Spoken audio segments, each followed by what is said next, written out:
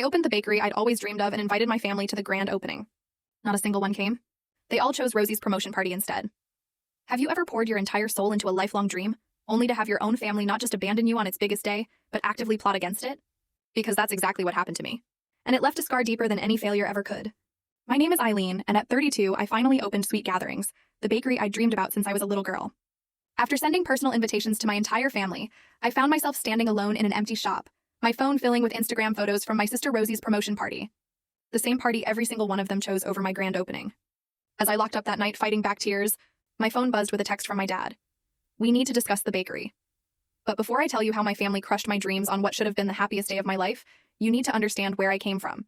I grew up in Portland, Oregon, in a family where success wasn't just expected, it was demanded. My father, James, built his reputation as a cutthroat attorney at Whitman & Associates, a top law firm. He worked 80-hour weeks, missed most of my school events, but never failed to remind us that his sacrifices were what put food on our table and maintained our position in society.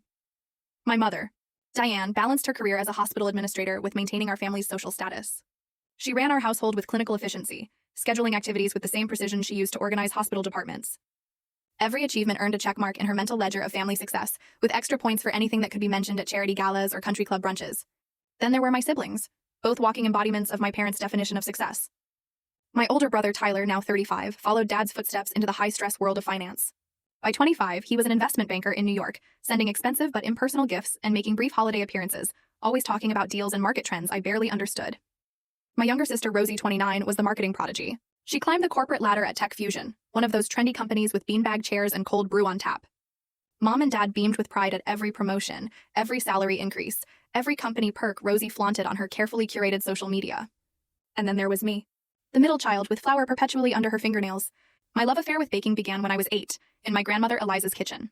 While my parents pushed Tyler and Rosie toward academic competitions and prestigious internships, Grandma Eliza taught me how to feel the perfect consistency of dough between my fingers. When I was stressed about school, she'd invite me to her small house on the outskirts of town, and we'd spend hours baking together.